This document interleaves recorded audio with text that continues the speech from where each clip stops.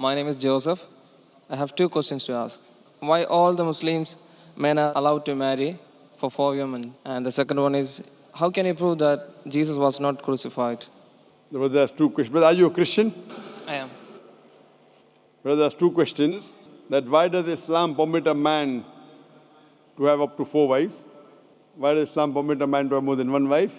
And second question, how can you prove that Jesus Christ, peace be upon him, was not crucified? That Quran is the only religious book on the face of the earth which says marry only one. You read the Bible, you read the Ramayana, you read the Mahabharata, you read the Veda. No religious book on the face of the earth says marry only one besides the Quran. If you read Ramayana, the Hindu scriptures, the father of Sri Ram, he had more than one wife. If you read Mahabharata, Sri Krishna, how many wives he had? 4, 10, 1,000, 10,000. He had 16,108 wives. So if Sri Krishna can have 16,108 wives, so why can't Muslims have maximum up to 4? If you read the Old Testament, it says that Solomon, peace be upon him, had 700 wives. Abraham, peace be upon him, had 3 wives. So Old Testament tells you can marry as many wives as you want. Same as the New Testament says that you should follow Old Testament. So in Hinduism, in Christianity, in Judaism, you can marry as many as you want. It is later on that the church put a restriction that Christians should marry only one. It is later on Rabbi Benjamin Yehuda passed a synod and say that Jews should marry only one. Otherwise, previously, they used to marry as many as they wished. It is the Indian Penal Code in India in 1954 that put a restriction and said under the Hindu Special Marriage Act, the Hindus should marry only one. But the scriptures put no restrictions. Let's analyze what does the Quran say. Quran says in Surah Nisa chapter 4 verse number 3, marry women of your choice in 2s, 3s or 4s, but if you can't do justice, marry only one. This statement, if you can't do justice, marry only one, is only given in the Quran and no other religious scriptures. Let us analyze why does Quran give permission for the Muslim men to marry more than one woman, maximum 4. The reason is that by nature, male and female are born in equal proportion. But if you ask any pediatrician, he will tell you, the doctor of the children, that the female child is stronger than the male child in fighting germs and diseases. So you have more deaths among the male children as compared to female children. So in pediatric age itself, the females are more than the males. As life goes on, there is death due to wars, due to alcoholism, due to drug addiction, due to accident. In all these cases, more men are dying as compared to females. So today in the world, there are more females as compared to males. In few countries, like India and China, the female population is less than the male population because of female feticide and female infanticide. In India, according to a BBC report, every day more than 1,000 fetuses are being aborted after they are identified as females. If you multiply this figure by 365, you get a total of more than 1 million fetuses are being aborted every year in India after they are identified that they are females. According to the Tamil Nadu government hospital report, out of 10 females born alive, 4 are put to death. If you stop this evil practice of female feticide and female infanticide in India, even in India, the female population will become more than the male population. Even in China, if you stop this evil practice, the female population will become more than the male population. Today, if you analyze, in USA alone, there are 4.7 million females more than males. In UK alone, there are 1.2 million females more than males. In Germany alone, there are 1.6 million females more than males. In Russia alone, there are 10.6 million females more than males. And God alone knows that how many females are more than males throughout the world.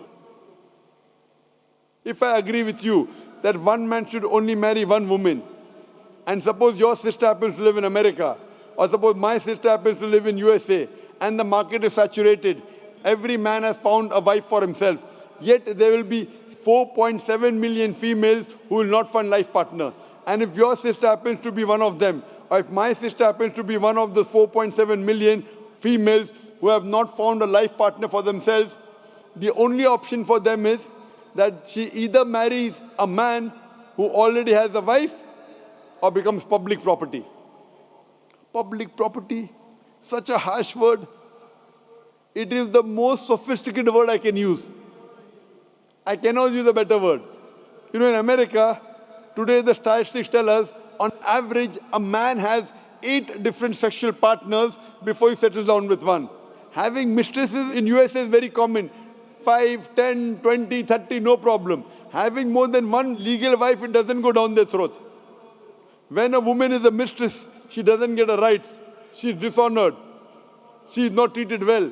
In Islam, when a woman becomes the second wife, she gets her honor, she gets her right, she's treated well. Any modest woman, if you ask her, that would you prefer being a second wife of a man who is already married or become public property, they would opt for the first. So Islam has given permission for some men to have more than one wife to protect the modesty of the woman. Coming to your second question. Is it allowed for ladies to marry 4 men? Brother, you're asking counter question, the time is limited. You asked 2 questions, now you're asking a 3rd question. Are you convinced with the first answer? I'm convinced with the first one. MashaAllah, so you're convinced, okay. The brother asked that, is a woman allowed to have more than one husband? If you do that, this problem will be exaggerated more. I mean in Muslims, in Muslims. As it is, women are more than men. If women marry more than one husband, the problem will be exaggerated. Point number 1. Point number 2, if a man has more than one wife and if the child is born, you can easily identify who is the father, who is the mother. If a woman has more than one husband and if the child is born... But DNA is still allowed. Brother, let me finish the answer, na? You asked the question, was I interfering? Was I interrupting? Yes or no? No. No. So why are you interrupting? After I finish, you can ask, na? I'm a medical doctor. Are you a medical doctor? No. I'm a medical doctor. I know about DNA testing. I'll come to it. Once, if a woman has more than one husband, 2 husbands, and if a child is born, and if he goes to admit in the school, and if the question, who's your father, she'll have to give 2 names. You're talking about DNA testing. I know about it. DNA testing is recent. Was DNA testing there 50 years back? Was it there? No. It's a new recent discovery, yet it's not 100%. Even if I agree it's 100%, it is now, it wasn't there before. Islam is there since time immemorial.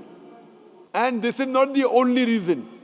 Even if I agree tomorrow it becomes 100% perfect, this is not the only reason. Today science tells us that man is more polygamous in nature as compared to the female. Today science tells us that during menstrual cycle, the female undergoes certain psychological changes. It's not possible for her to do the role of multiple wives. But a man doesn't undergo these changes, it's possible for him to do a role of multiple husbands.